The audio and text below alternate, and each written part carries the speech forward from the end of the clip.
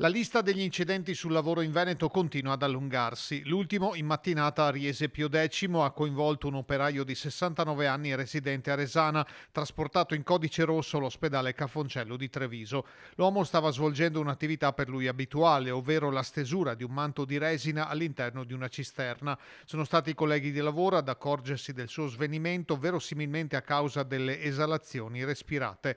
L'operaio stava lavorando per conto della Carra Depurazioni di Castelfranco Veneto, azienda specializzata nella realizzazione di prefabbricati per la gestione delle acque meteoriche, reflui domestici e industriali.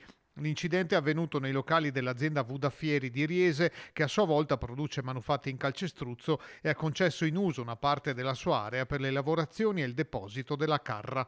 Sul posto sono arrivati l'elisoccorso da Treviso, i carabinieri e due ispettrici dello Spisal dell'ULS 2 per le verifiche e le indagini. Secondo alcune testimonianze, l'operaio, raggiunto anche dalla figlia, avrebbe ripreso i sensi prima di essere portato in ospedale in condizioni gravi. Quella degli incidenti sul lavoro, ha commentato Roberto Toigo, segretario regionale della UIL, è una sorta di routine a cui però non bisogna abituarsi. È disarmante, aggiunge, che notizie come questa ci raggiungano ormai quasi quotidianamente. Il sindacato invita a non abbassare la guardia di fronte a quella che definisce strage vergognosa e inaccettabile, e lo fa a ridosso della manifestazione prevista mercoledì a Venezia, quando lungo i canali sfilerà un corteo acquatico con 101 bare, tante quante le cosiddette morti bianche in Veneto nel 2023. Anche il capo dello Stato, Sergio Mattarella, pochi giorni fa, parlando di vittime e feriti sul lavoro, aveva parlato di intollerabile offesa per la coscienza collettiva.